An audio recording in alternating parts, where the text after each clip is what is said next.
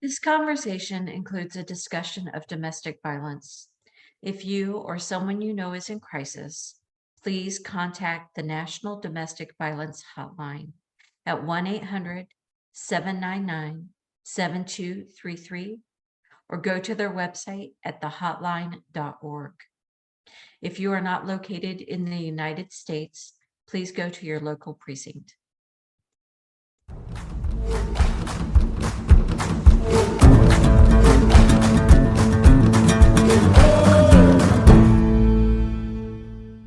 Hi, everyone. This is the Ego Project, and I'm Lisa Heidel, and I am here with Christine Seidel. And we are here with Haley. Haley and Hannah. Haley and Hanna Newlin. All right, and we're going to be exploring self-identity today.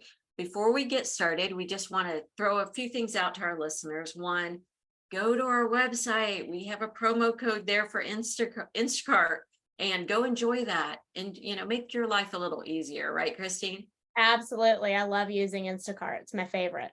Me too. And we also want to encourage everyone to go back and listen to all of our podcasts, obviously.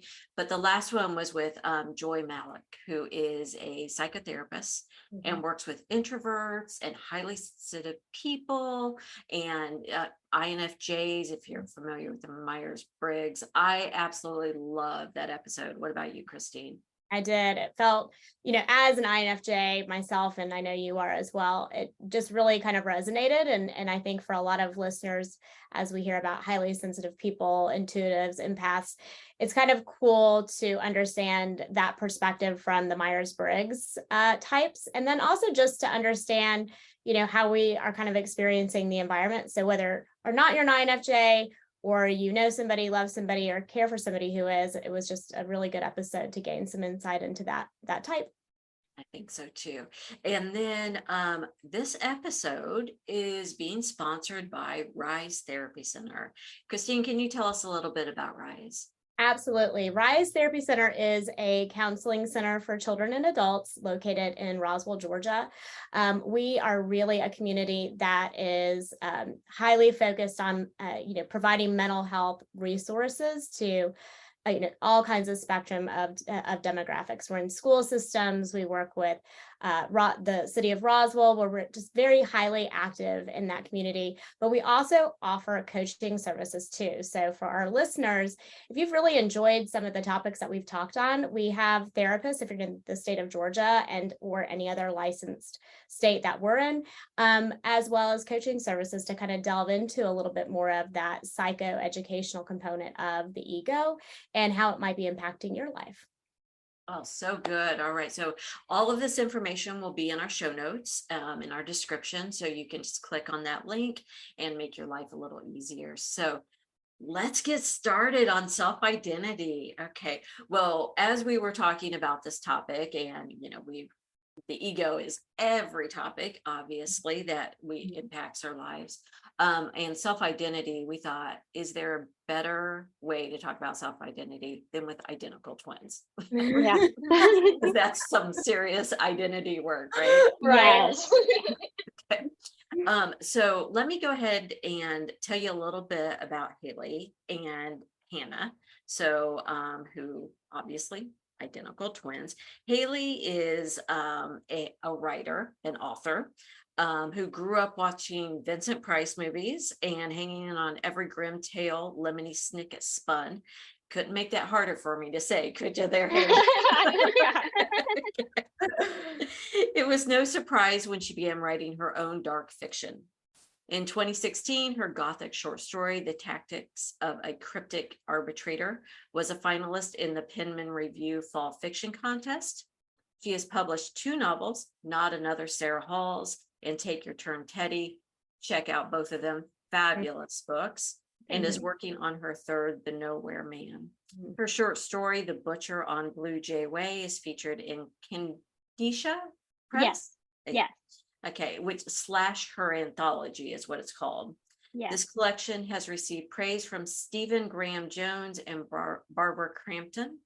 Haley is also a book reviewer for Cemetery Dance Magazine and is a co-owner of a business with Hannah and I'm going to let them tell you what that is. And Hannah, hold your hand up. That way people know who are listening. They know who's who.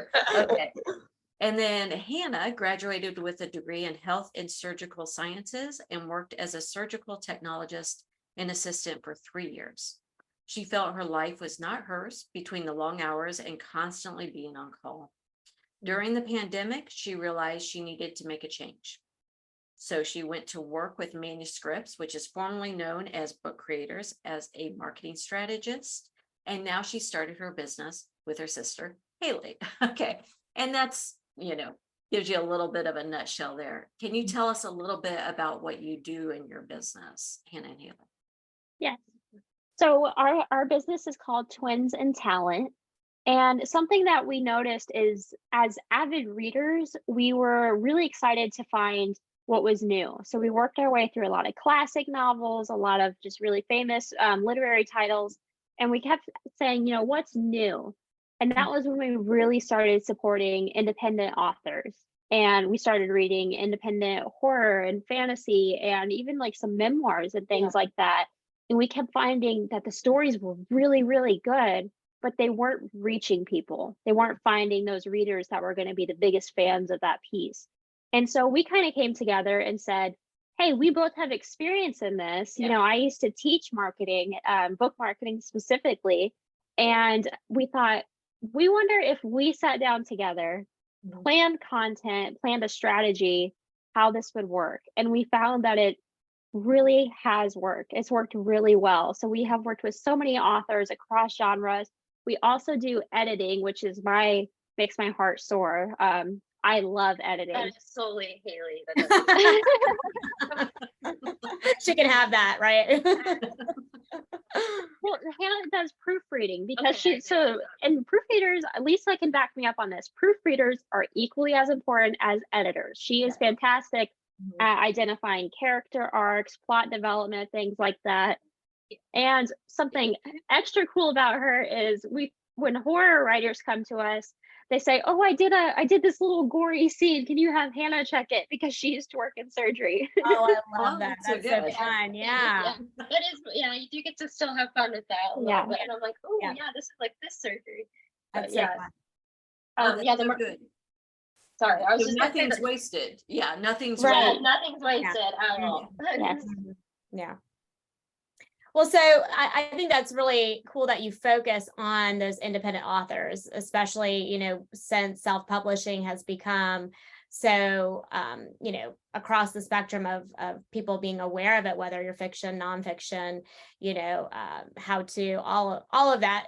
Publishing used to be such a barrier to entry for people who wanted to write and get their creations or information out there. So to now have it opened up to self-publishing, great, you have this piece of work, but like, how do you let people know it's there? So what a cool, niche to have to really support such an up and coming industry that was really kind of restricted for a really long time. So that's I'd also say overlooked too. We have found so many amazing queer authors that we've worked with, and I'm like, have you pitched this to big publishers? And they say, yeah, we haven't really heard back. That kind of thing. And, people need that, people need that in whatever genre it's going to be. People need that kind of representation. And so I love to see independent authors working so hard to put it in there. And we love that we get to help find readers who are really looking for that. So thank you, Christine. Yeah. And it's one of the things that's really cool is, we'll buddy read something, where we read it together from an independent author. And then Haley and I are like, this is crazy. This writing is insane. Like, this is one of the best books I've ever read. Like, it was just my favorite book of the year. And then, we'll go on Goodreads. I don't know if either of you are familiar with Goodreads, but it has, the book's description, reviews, ratings. Lisa, you probably really know. And there'll be, no reviews for it. And we're like, how do people not know about this book? It's phenomenal. And so that's kind of one of the fun things to do is, we reach out to people and have them review the book, or, we start marketing for the book. And then to revisit that on Goodreads later and see, now this book has over 100 ratings or 100 reviews or something like that. It's just incredible because you're like, I wanted to find people who also would love this work. Yeah. Yeah. Well, and I think, as we're kind of talking about identity, what you guys do really does kind of support that, because as, a culture and as society, as our concept of identity starts changing and shifting as to what we, now include as far as identity, the voices get to be heard now. And unfortunately, that hasn't been the case. But what you guys do is open up the opportunity to draw people to voices that either sound like, oh, that sounds like my voice, or something similar to me, and they can connect, or open them up to a whole new world of people exploring other types of identities, so that they can be, more aware and accepting of others. So very, very cool across the spectrum as to where you guys have found yourselves. So Thank you. Right. I so agree. And, they say, writing has never been easier to publish and harder to market. Right. And so what you two are doing, you are definitely giving opportunities to people that maybe never saw an opportunity or imagined one. So I think bravo. Good. Okay. Well, thank you. You're welcome. Hannah, I'm going to have you move just a little bit closer to your microphone when we start talking. You're kind of losing you a little bit, and we want to make sure we catch both of you, because it's about self-identity, right? Yes. Yeah, there you go. Okay. So let's go ahead and get started. I'm going to let you two explain to us, you're a specific type of twin, right? And can you kind of give us an idea, those who don't understand the different types, what you are as twins? Yes, so we are what's called mirror twins. And what that means is you are, instead of being twins being identical, which yes, we are identical, but we're kind of what's known as like it's almost a subgenre of being an identical twin. So we're a reflection of one another is basically what a mirror twin means. So it's, we were telling Lisa earlier before we hopped on here that I have a birthmark on my right side and Haley has one on her left side in the exact same spot. Or, I have an extra wisdom tooth on the right side. Haley has one on the left side. It's just kind of, so Yeah. We even part our hair on the opposite side. So it's just kind of, there's some doctors who say like, oh, that's learned habit. It's not true. But then, I feel like the more twins we've met and the longer we've, been around one another, we're like, this is 100% a real thing. Like, Yeah. And I think there's also some interesting kind of like just little things that support that. So for instance, when we were babies, Hannah was up first thing in the morning and she would sleep all night. I was always up all night and would want to sleep in the morning. So I can't even imagine my parents. I was just gonna say, I can't even imagine my mother's poor, her frustration. But and so when my grandparents watched us, and they were tired, my parents were tired, they thought, okay, just in case, we're gonna draw a sun on Hannah's foot and a moon on Haley's foot, just so we don't have any confusion there. And so that's so interesting to me that even now that's true. I work really well in the evening hours, and Hannah wakes up in the morning is like, we should repaint the kitchen, and I think that I'm just like, it's 7 a.m. And we did actually celebrate one of Haley's publications by getting our sun and moon tattoos, which we know is kind of, I love that. love That's so cute. we got them on opposite sides, of course. Yeah. So but it really is just it's rather as being 100%. I guess the word I'm looking for is identical for the same is like your reflection of one another. So we had actually met a set of mirror twins who one was right-handed and one was left-handed. We don't think that we're really that. I mean, Haley can do anything with both, but it's also, I think she was taught to use her right hand. It was practice. I like read it in a book growing up, and I'm like, this is cool. Let me try to do it with both hands. Yeah, But so Yeah. Oh, that's it's not so literal 100%. Yeah. Well, I think that's so fascinating, right? Because as most of us do our self-identity work, those of us who are solos, individual births, right? So one person birth, we have to do that internal work within ourselves, but only there, right? But you two are doing it within the definition of being identical twins. Right. And so I think that's so interesting, as we explore this. Let's talk a little bit about your self-identity journeys. And either one of you can jump in. Let us know, what was that like for you, especially early life and then teenage years and now young adulthood? Yeah, I would say that what's really interesting is how much the journey has how much we shifted throughout. So when we were young and growing up, we were very close. My mother said it was like watching little like monkeys. We would just touch each other's hair and things like that. And so we were very connected. And then as we started to get older, we found that things like standardized testing or certain things like that began to separate us. And that was kind of weird in itself because it was like, okay, I'm better at this and you have to be better at this. And then so we got completely separated in our day-to-day lives. And so that wasn't normal for us. That was very strange. And it was difficult because Hannah is more social and I'm a little bit more I'm reserved, kind of quiet. And You have to feel out the surroundings. yeah, I have to kind of first. feel it out. So people take to Hannah very fast because she's very bubbly and sweet. And I'm kind of like, what's your story? You know? Like the INFJ that she is. Yeah. Right, Yeah. right, exactly. Yeah. Yeah. Yes. So I think that in that time we started to really separate from one another. But what's so different about, in our youth as we got into middle school between now is back then what we struggled with was the comparisons then. That was when people really started to compare us.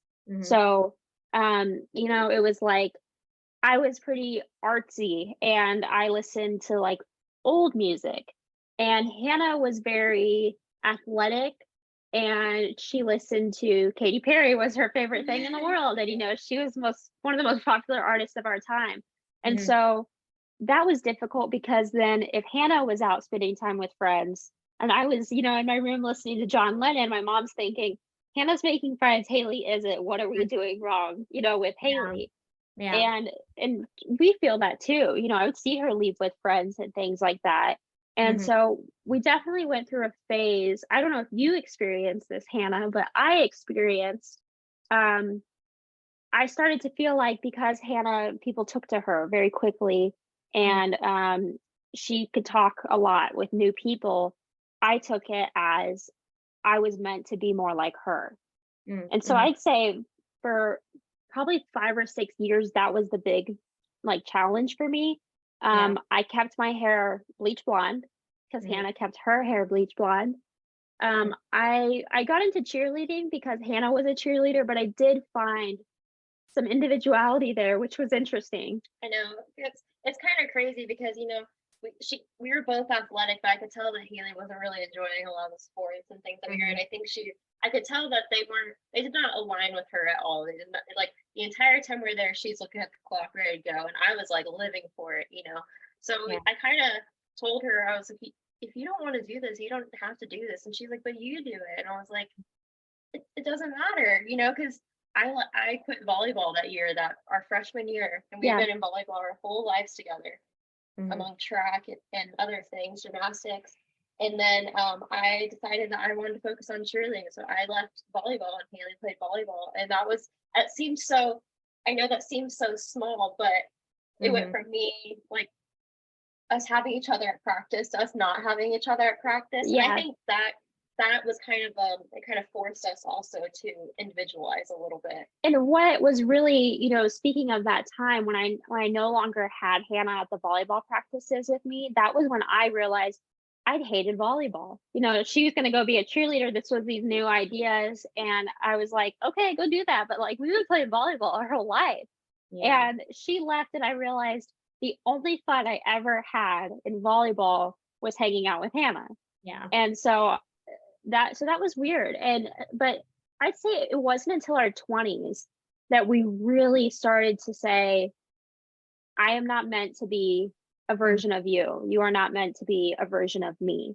Yeah. And it sounds so crazy to only start to develop that ideation in your 20s, but being compared your whole life. You know, I even went to medical school with Hannah. Mhm. And I hated it.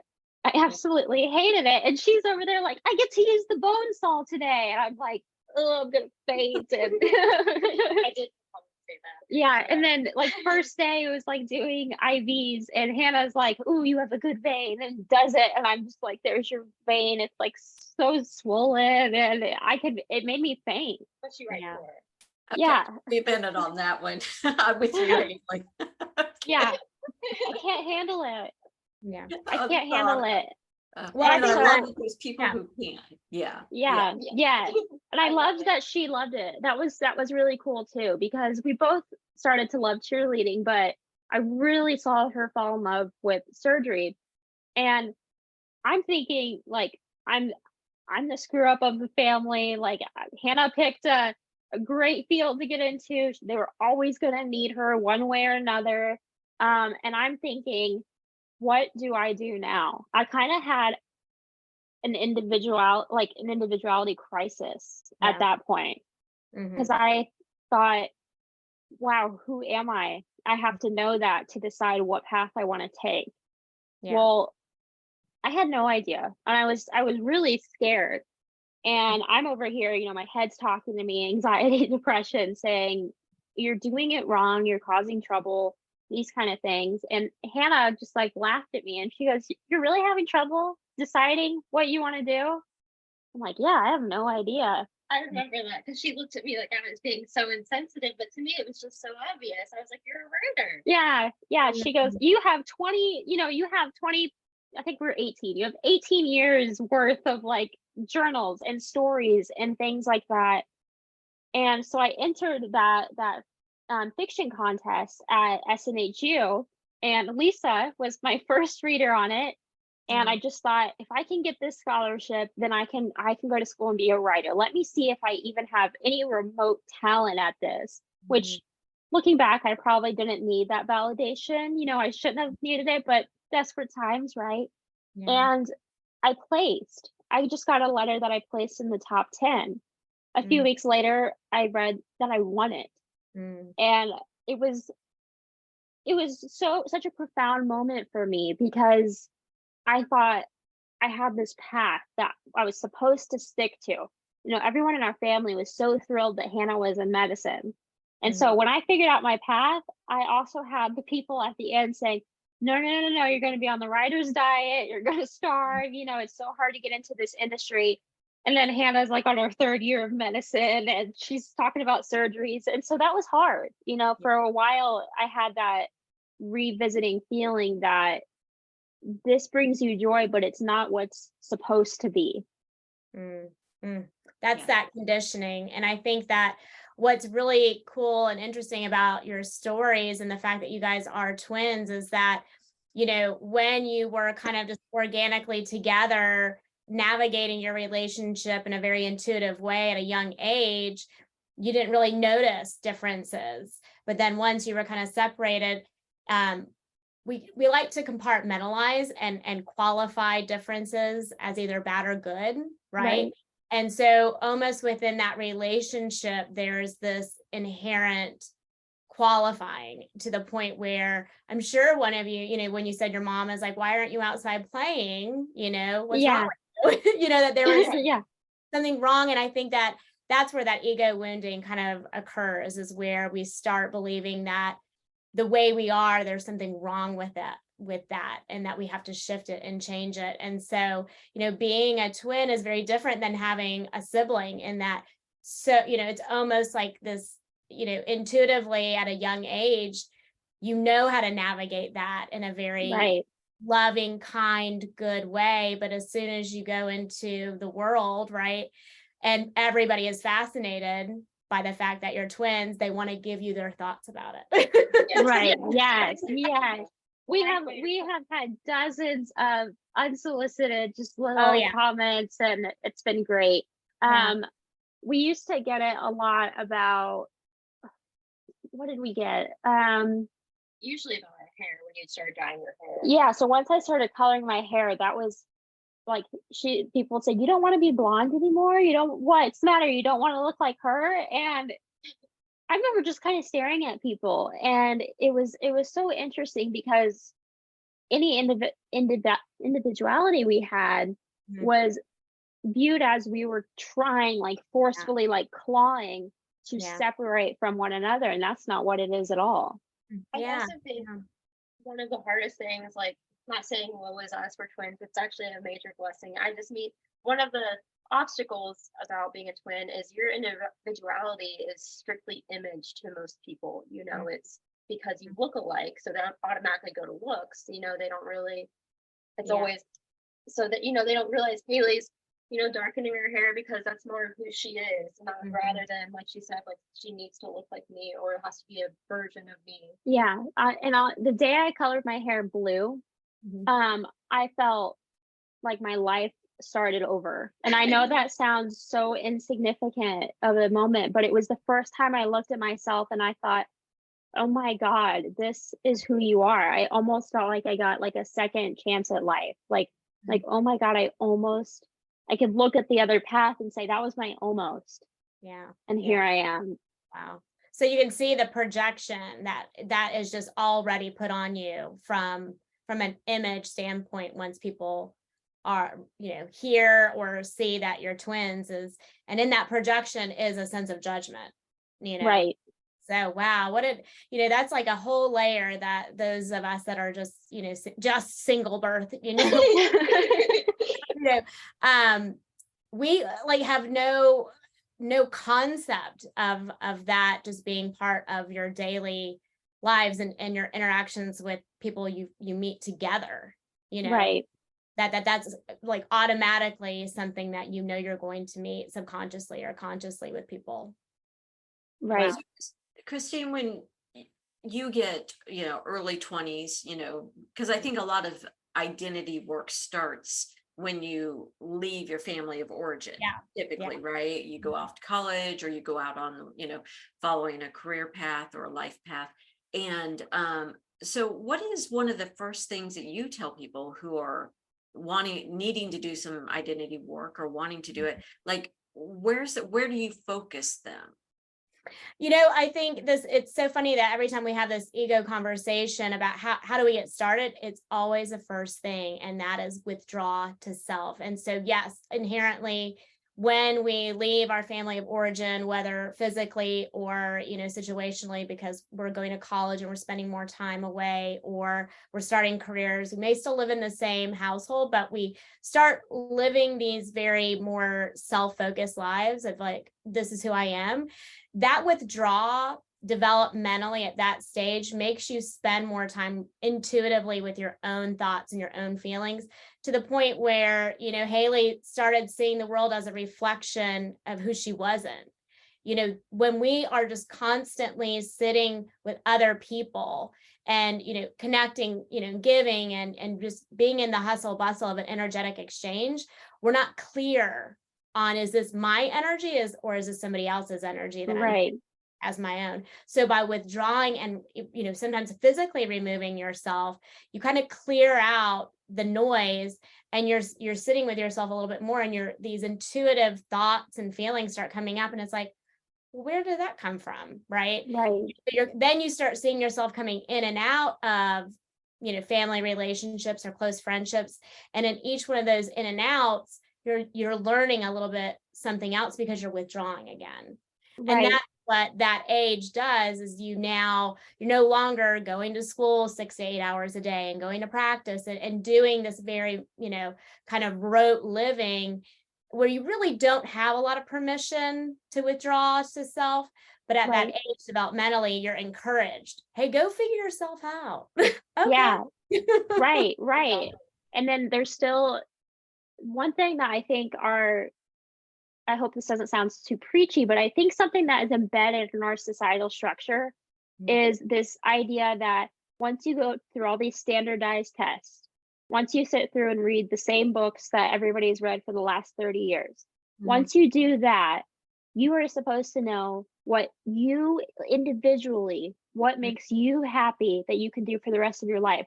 But there's no training in schools that helps you discover that.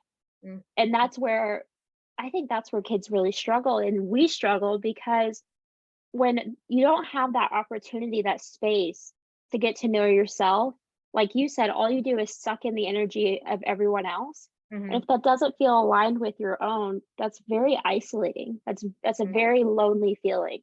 Mhm. Right. Well, we live in a culture that preaches individualism, right? Like we're our own person, individual, yet we expect everyone to be homogenized. We Right. expect Right. them to learn the same way, want the same things, do everything like everyone else's, and that's the right way, right?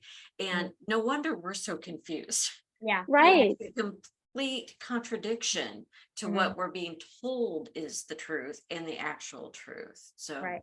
I Yeah, agree. and we don't in our school systems, and this is my little soapbox I'll get on, is we don't teach kids how to build their intuitive faculties, right? And their intuitive Right. abilities. We literally just send information, data, content to them in the school systems, and then we send them home, and then they're scrolling, and all they're doing is consuming information. And when you're constantly consuming, there's no space for intuitive, just mindfulness, which is where things land with us. So in the school systems, if you're somebody that whatever is being presented as a reflection, if that feels in a line, then that's you getting your intuitive, assets right then and there. But if it's landing on you and you're like, it doesn't feel right, but this is what I'm supposed to be, then we do get that kind of wobble. But our schools don't, have intuitive classes or spaces to withdraw, like as a learning faculty. It's just content and data regurgitation, which only, really measures intelligence to some point, Right. no. So would you say, Hannah and Haley, that your ego healing, first your ego wounding, sounds you both did a great job explaining what some of that ego wounding from being twins is. Yeah. And it sounds like Haley, you felt, and correct me if I'm wrong, that the way Hannah was doing things was the right way. And the way Right. you were doing it was wrong. So Hannah, did you have any ego wounding in there based on being, a twin and having to self-identify yourself individually? I think at times I would try to make myself smaller, because I felt as if because I was a little bit more social and I was in so many different activities and things. So I did know a lot of people. So there'd be some times where I would try to quiet down and or not. I would try to introduce her first and kind of let her talk first, or I would try to kind of keep the conversation about her, not necessarily in a bad way. I just mean I would kind of, I feel like that's the best way is I would try to shrink myself a little bit. Like I want to make sure Haley's getting noticed enough. And then so we kind of noticed, anytime I got an award or something, I was like, oh, I feel bad because Haley didn't get the same award, even though it's in something that she doesn't do. So it's just almost a feeling of like my wounding was almost is kind of like guilt, I guess, Yeah, like it, which when we look at the ego, it likes to move that into shame, like Right. feel Right. shame about, being, popular. You should have shame because this is easier for you, like you're not doing enough for somebody else. So, when we have these conversations, and that's why I think it's really cool that we not only get to kind of talk about the ego as a concept, but we can see how it works in this type of relationship. Just because it looks like things may have been easier doesn't mean that wounding didn't occur, right? Right. Yes. To always be mindful of. Right. And something we experienced that we discuss now, after we've both been in some therapy, and that's the cool thing too, is once we've both started therapy, we were able to look at one another with a whole new lens of empathy and appreciation. We just, for the longest time, we spent this time trying to establish ourselves as individuals. And then it became this thing of kind of resenting each other. We had a few years where we were not close. We were not close at all. And one thing that we've really worked on with each other is the way we react to conflict. It's very different. We react to conflict very differently. We do. And that used to result in me feeling shame. because I'm a little bit more. Haley is not afraid to say what she's feeling, and that's a great quality to have, because the people pleaser in me, I'm always just like, oh, I hate conflict, I just want to freeze and make, hopefully this goes away, like, so Yeah, and where I'm not necessarily, I'm not a confrontational person. It's more that because I spend time isolated, and I need that as an INFJ especially. I feel very protective of the mood and enrichment I get during that time. And if I don't feel it in a social setting or in a conversation, I have a really hard time not expressing that. And what I mean by that is I'm not like, oh, I'm not interested in this conversation. I will I will literally start to be dissociative and I don't even realize it. Mhm. And but now that I've communicated that with her, she can see that. Mhm. So I'll kind of start to like pull myself back. Or if it's something that's a little bit more, what's the word I'm looking for? Something that's a little bit deeper maybe, or something that does require a bit more of a emotional reaction, she kind of shuts down, where I'm Yeah. like, nope, here and now is where we hash this out, because I can't walk away and be in my space if that energy is still with me. And I think that's another thing as being twins is we'll kind of come. So I live upstairs and Hannah lives downstairs. We will sometimes literally meet one another in the middle and just go, are you okay? And she'll go, are you okay? And it's like we have this little feeling, even if it's just a frustration with work, or if it's, if it's a kind of a mental health crisis day, we really need each other. Yeah, that's so cool. Wow, that's amazing. I mean, you have this built-in, mirror, right? Like, Right. it gives you that immediate feedback, because you're so in tune to each other, right? To your energies, and that sounds so different. I mean, I have siblings, but it's not the same because there's age and developmental differences. Right. You two are very much lockstep, it sounds like, in your development as far as what you're going through in life, right? So Right. is that typical, Christine, like with development and being attuned to each other emotionally? Well, I mean, I think, therapeutically, when you're really close, especially at this phase of life, not until you get into your 30s and 40s does the age difference really not mean as much, because we're all kind of doing this adulthood thing. But at this age, as you're, career wise and personal life wise, everybody's kind of moving in different directions, whether you're wanting to partner with somebody or focus on a career and all these things. So, at this developmental stage, there still is a lot of like energy wobbles that can occur. But the fact that you guys have twins it brings a whole new element to it. And also I can speak to that because I've seen your body graphs and I've looked at your emotional that you guys may be in situations because you're the way that you guys were kind of how you came into this world was very similar. You probably navigate energy in similar ways, but with your own kind of conditioning and subconscious beliefs around it that you have to kind of unlayer. So I'm not surprised that, when they talk about people saying twins can sense each other's energy, I think it's because you have energy sensors that know how to pick up on it, right? So it's Right. like, I know how to pick up on this energy for myself.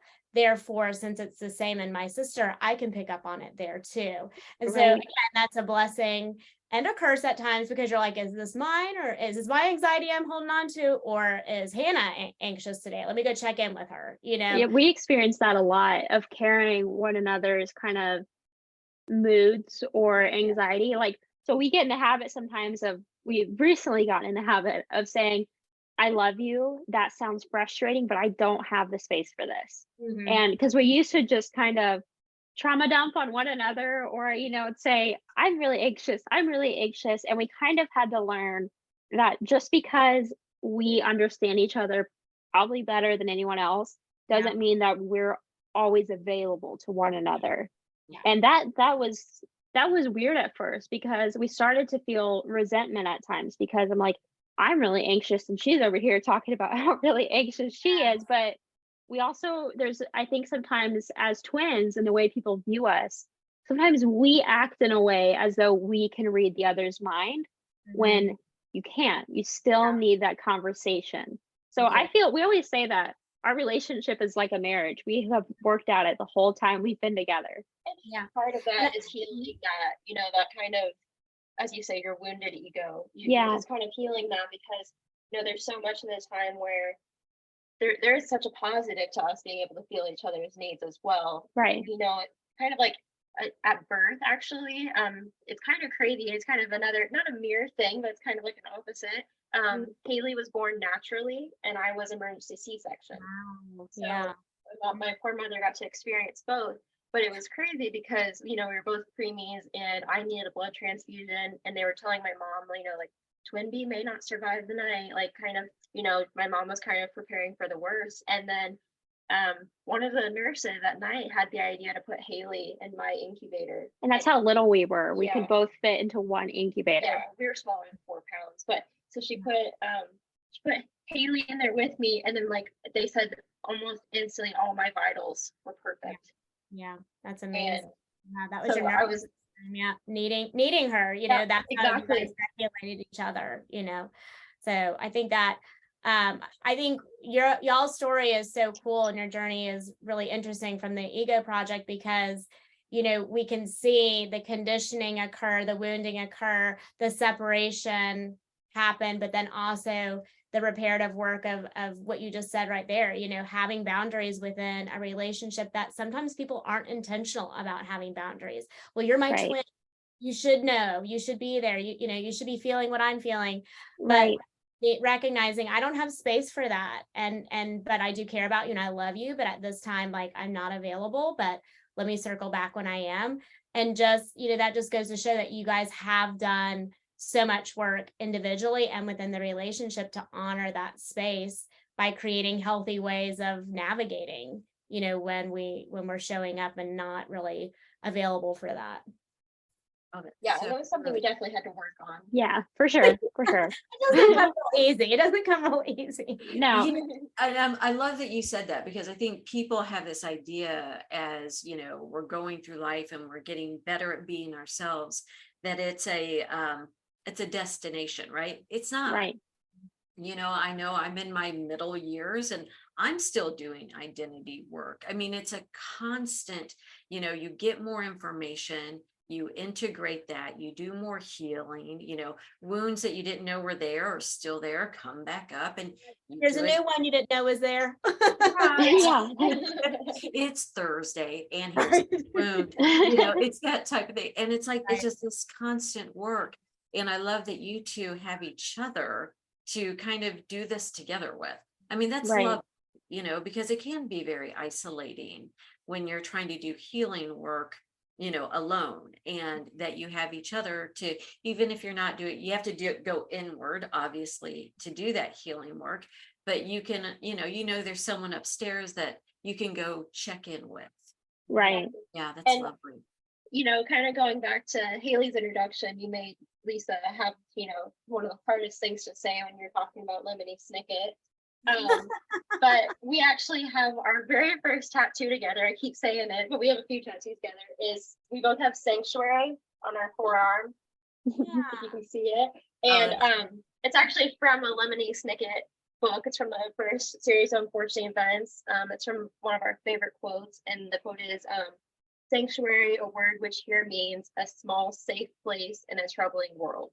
So we decided, our sanctuary was each other, not necessarily a place. It was always each other. Right. When we were kids, we had some childhood trauma for sure. And one of those key elements was my mother was in a few abusive relationships, and it's confusing for kids, and it's very confusing to see someone that is kind of at that time when you're a kid and you're in the transformative years, you think your parents are the heroes, you think your parents have these perfect lives and they've done everything right and they brought you here. And so when my mom went through that really tough period in her life, we felt so much confusion of where is our safe point? You know, what is safety to us? And because with that trauma came so many moves. We did not live in a home for longer than a year until we were about 20. Yeah. 20. Yeah. So we'd moved every year our whole lives. And so Mhm. we started to really try to comfort one another in the fact that the home was never a building, that the home always existed within one another. And that has made us so much more appreciative of one another. So when she goes and stays at her boyfriend, I mean, we did decide to buy a house together, but when she goes and stays at her boyfriend's, she comes in the door and she goes, I missed you. I just missed your mind and things like that. And I experienced that too. I'll even make a joke to my boyfriend, Jeremy, and I'll go, Hannah definitely would have laughed. Hannah would have thought that was hilarious. I was like, Do you? Oh, that's so cute. You know, and I love the relationship because I think so often people think, well, if we're going to individuate, then we act like we're not something, Yeah. right? Like Yeah, right. you recognize this special relationship, and you're not going to act like it does not exist. Mhm. It is part of your identity, and it sounds like in a healthy way. You know, and I think so often we think there's, once again, you know, I'm my own person and nothing's going to kind of make me something. Does that make sense? Can you Right. help me out, Christine, a little bit with that? Yeah, I think that, sometimes when we talk about individuality, we again go on the end of a spectrum where it's like me, myself, and this is me. I don't need anybody else. But, part of our basic needs, that hierarchy of needs is that sense of connection and belonging. And to be able to call each other a sanctuary it shows that that even through all of the challenges of life, through the reparative work, you've still been able to come back to this place of connection. And even though you are your own selves, you're independent, that your identity has a sense of belonging with each other. And that's okay, regardless of who you're partnered with or what you go do or any of these other things, that still gets to be part of your identity in a beautiful way, and not in a way that reiterates that woundedness from the past. So that's really cool. Right. Yeah, I'm going to let everyone, my cat is making a cameo, an audio cameo behind me. So I don't know if you're picking that up or not, but that's okay. He's all right. But it's just so funny. It's like he's agreeing with the whole conversation. Oh yeah. Yeah. He's We all don't about know. it. We don't know if you guys could hear it, but we've been like muting our microphones between the conversations because we have our little dogs in the office with us because they're very calm. And then our German Shepherd is just kind of like, hey, what's going on in there? Never crossed my mind to mute my mic. Oh, that's all right. But that's all right. We are unedited. We go with the flow here because we're always doing ego work, right? People Right. are always doing ego work. Okay. Well, I have to ask this question. So if you're giving advice to anyone, regardless of age, on starting to do some ego work and ego healing around self-identity, what would each one of you want to offer?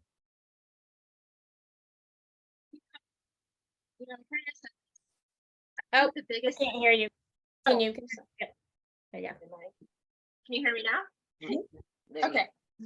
I think the biggest thing, honestly, is finding what you enjoy and doing that as much as you possibly can. Because there's so many, you guys kind of said there's so many things that we think we should do or what society tells us to do. And it may not be necessarily what aligns with us and our healing journey. Mm-hmm. Mm-hmm. What about you? Oh, sorry.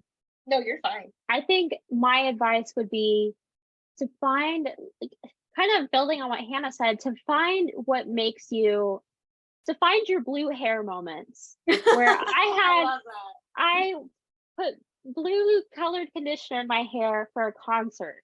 Mm-hmm. And I felt so me. Then I said, okay, well, what else makes me feel very me? You know what? I always feel my best when I'm in black. I love wearing black, and I think it aligns with things I love. It's like that spooky kind of musical element. And the more I leaned into that, I mean, even a year ago, you can see me in these bright colored clothes, and I look at those now and I say, who is she? Who is that?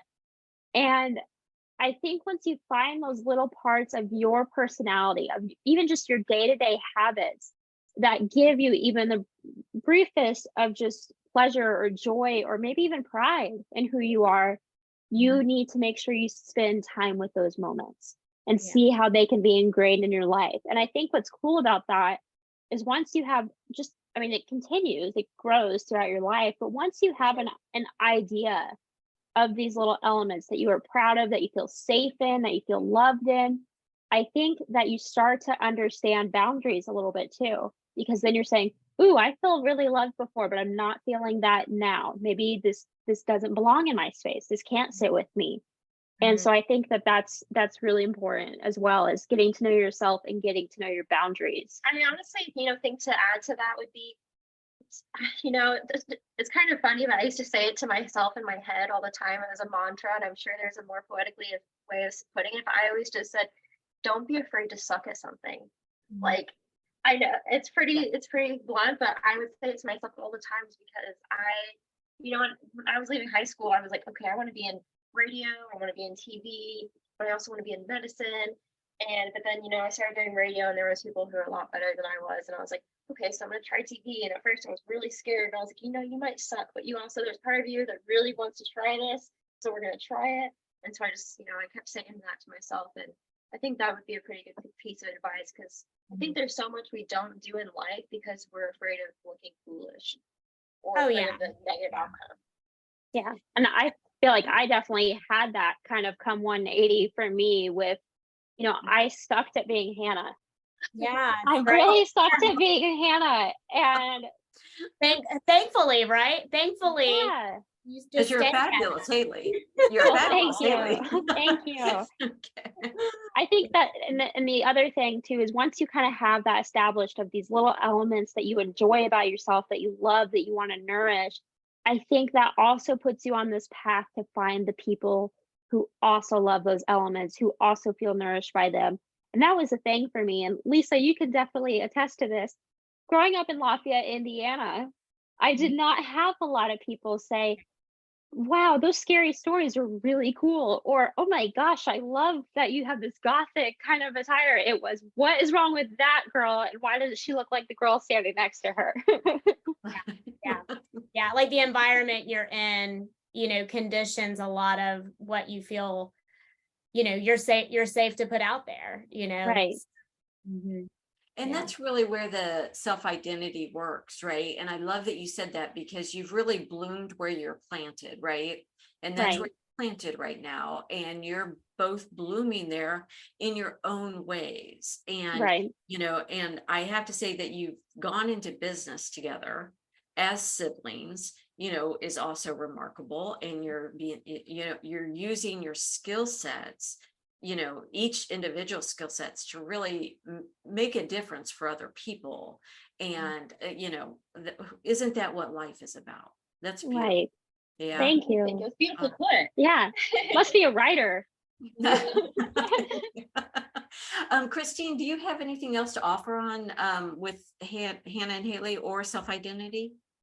No, I mean, I just so appreciate you guys, sharing your story and kind of being a testament to, recognizing why self-work is so needed, regardless of whatever, situation or relationship you're in. A lot of times people will just stay in relationships because that's what they're used to. And I think you guys could have very easily navigated being twins with your wounding, but I doubt you would have really seeing yourself as seeing each other as sanctuaries, but you've done a lot of work around the deconditioning and the repair, so much so that you're actually in business together, which we know that you have to have a pretty solid sense of self and the relationship to do that together. So I so appreciate your story and sharing it with us. And I think you guys were just the perfect guests to have when it came to this topic. So Thank you so much. Yeah. Thank you so much for having us. This felt very therapeutic. I think sometimes it's so important to stop and reflect on how far you've come, but I'm especially thankful of how far we've come in our relationship, you know, how we have really accepted one another's individuality and how much that has just made us that much closer. Mhm. Oh, that's And beautiful. you know, we're coming up on our business being have been for business for a year now. Yeah, almost, 1 and then- year in Twins and Talent, and it's, you know, it's one of those things where we thought, are we crazy? Are we crazy here? And it picked up, and Hannah left the hospital and took a break from doing that, and it's been a lot of fun. That's awesome. That's It great. should always be fun. Yes. Always be Yeah. fun. Okay. All right. Well, we're going to go ahead and sign off. Thank you both. We'll love to have you back individually and together with other topics in the future. And we just love this conversation. Thank you both so much. Thank you. Thank you. All right. Thank you, everyone. Make sure to like and subscribe. And we are just loving these conversations. So we want you to keep joining us and make sure to check out Twins and Talent.